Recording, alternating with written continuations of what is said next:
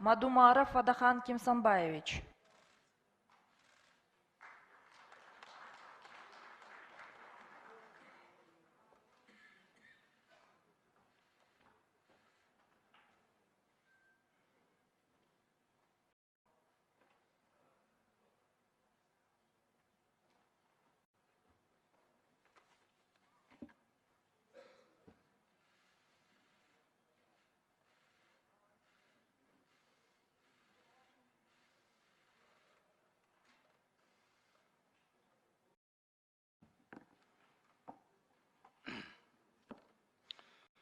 Мен Мадумаров Адахан Кимсанбаевич, Жогорку Кеңештин депутатынын ыйгарым укуктарын аткарууга киришип жатып, Кыргыз Республикасына берилгендигимди билдирип, Кыргыз Республикасынын Конституциясын жана мыйзамдарын сактоого, өз милдеттеримди бүткүл элдин кызыкчылыгында аткарууга, Кыргыз мамлекетинин эгемендигин, аймактык бүтүндүгүн жана көз карандысыздыгын коргоого ант беремин.